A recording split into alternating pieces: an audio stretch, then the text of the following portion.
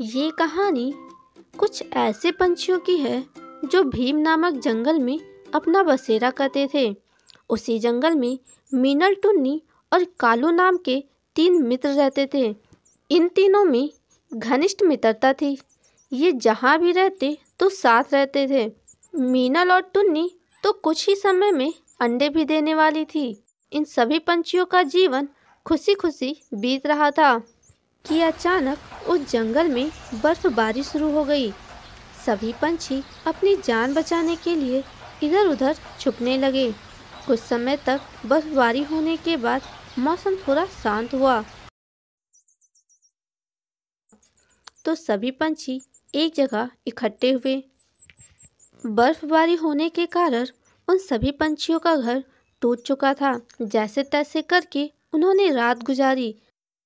अगले दिन दोस्तों, हम सभी का घर टूट चुका है और बर्फबारी होने के कारण फसलें भी नष्ट हो चुकी हैं।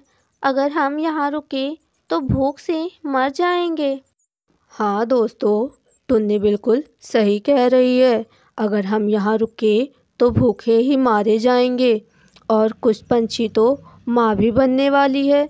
इसलिए हमें यहाँ से पलायन करना होगा ताकि हम सबकी जान बच सके और होने वाले बच्चे पर कोई मुसीबत भी ना आए। सभी पंछी वहाँ से पलायन करने की सोचते हैं और लगभग 800 किलोमीटर दूरी तक उड़ान भरने के बाद उन्हें एक जंगल दिखाई देता है जहाँ वे रुकने का फैसला करते हैं।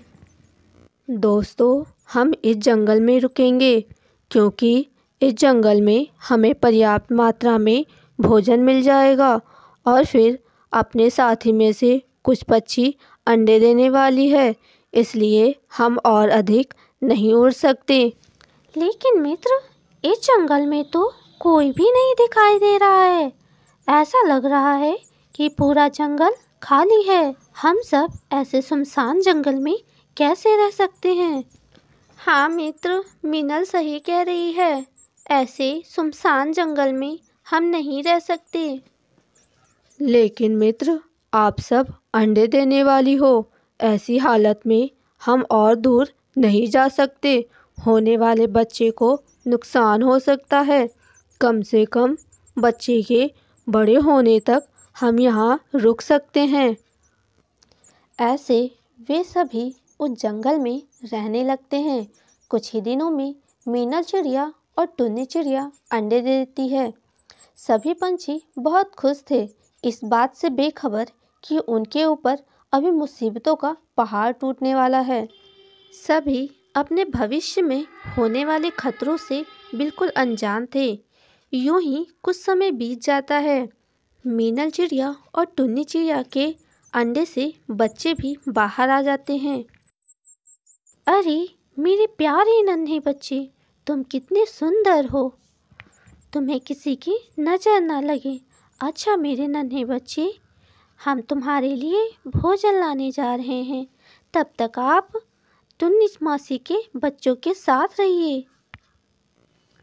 ऐसे मीनल चिड़िया और टुन्नी चिड़िया अपने मित्र कालू चिड़ा के साथ भोजन लाने चले जाते हैं।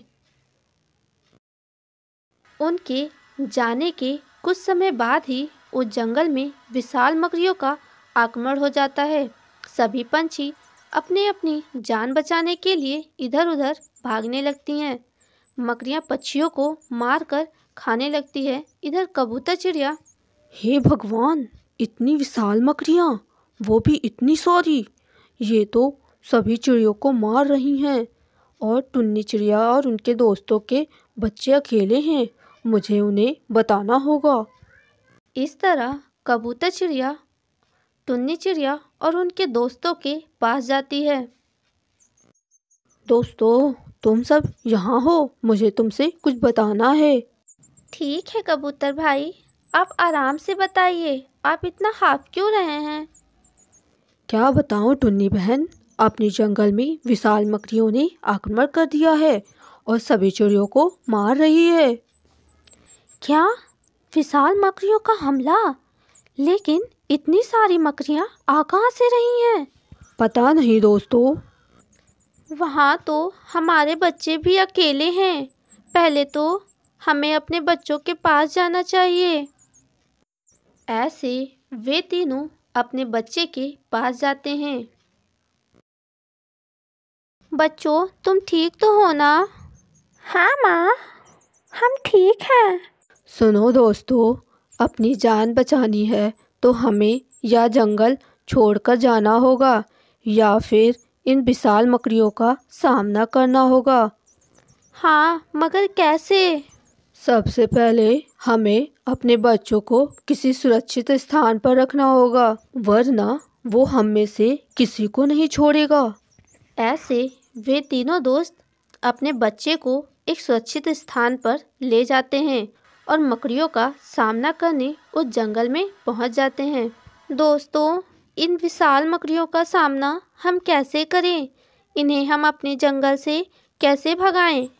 दोस्तों, हमें इन मकड़ियों पर बड़े बड़े पत्थर फेंकने चाहिए जिससे ये डर कर भाग जाएं। वे तीनों चिड़िया मकड़ियों पर बड़े बड़े पत्थर फेंकने लगते हैं। कुछ मकड़ियाँ तो मर चुकी थी, परंतु उनकी संख्या लगातार बढ़ती जा रही थी।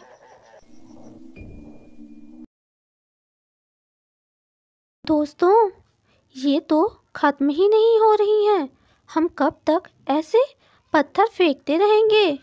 लेकिन मुझे तो ये नहीं पता चल रहा कि इतनी सारी मकड़ियाँ आ कहाँ से रही हैं। दोस्तों, ये मकड़ियाँ एक गुफा से आ रही हैं। अगर हम उस गुफा को बंद कर दें तो सारी मकड़ियाँ बाहर नहीं निकल पाएंगी और हमेशा हमेशा के लिए उसी गुफा में कैद रहेंगी। ठीक है दोस्तों, चलो गुफा की ओर जाते हैं। इस तरह वे सभी गुफा की ओर जाते हैं और गुफा का द्वार एक बड़े पत्थर से बंद कर देते हैं। बाहर बची मकड़ियों को वे पत्थर से मारकर खत्म कर देते हैं। ऐसे उन सभी पंछियों की जान बच जाती है।